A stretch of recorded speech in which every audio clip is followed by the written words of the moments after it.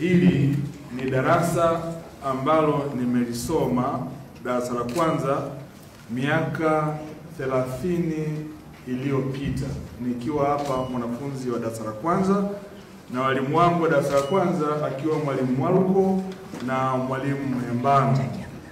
Darasa hili ndio ambalo lilijengea msingi wa kuweza kufika hapa tulipofika leo.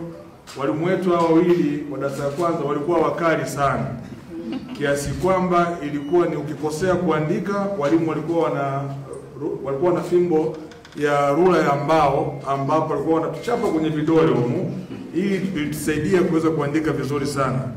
Leo nina furaha kubwa kurudi tena shule ya msingi Mazengo baada ya miaka 30 na nilifundisha kama Anthony nikiwa mtoto mdogo, lakini namshukuru Mwenyezi Mungu leo narudi hapa kama mbunge na waziri wa madini. Niliona nitumie siku ya leo kurudisha shukrani kwa walimu wangu ambao kwa kiwango kikubwa sana wamesimama na sisi tangu utoto wetu mpaka leo tumefika hapa. Sio rahisi sana kuweza kuyafanya haya, lakini leo niliamua niyafanye haya kwa ajili ya kumbukumbu. Nimefikiria na kukumbuka historia ya maisha yangu miaka mingi iliyopita. Leo walimu wametusaidia tumefika hapa tulipofika. Kwa nitafanya kazi mbili. Ya kwanza nataka nimuoneshe mwalimu kwamba zile fimbo zake za kwenye vidole zilizaa matunda na alinisaidia kuwa na mwandiko mzuri. Nitauandika hapo. Lakini la pili katika kuenzi shule yangu, nilikuwa safari nje ya nchi, nimepata wadau watakuja kufanya marekebisho makubwa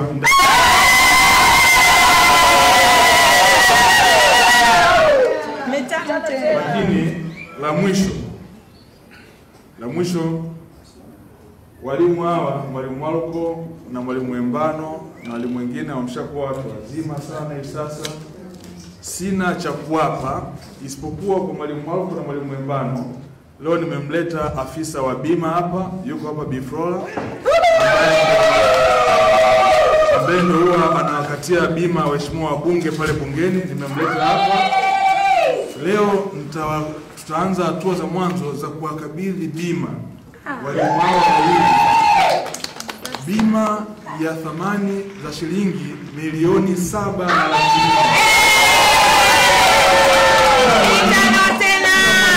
Kila mwalimu atapata bima ya milioni 3 na laki 7 ambayo ina hadhi kama zile bima ambazo wanazo waheshimiwa wabunge nafikiri.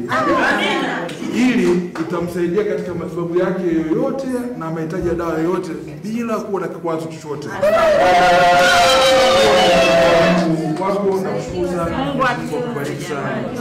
Asante sana mwalimu. Nashukuru kwa ajili ya kutualika mahali hapa. Ndipo tulipoanzia kutokea 96 nilikuwa stahafu, sijafika hapa. Lakini kwa ajili yako nimepaka nyaga. Darasa niliokuwa nafundisha ni lile. Mwenzangu akipata matatizo naingia na hili. Na mimi nikipata matatizo anaingia na lile. Kwa hiyo tulikuwa tunapishana. Mungu awabariki.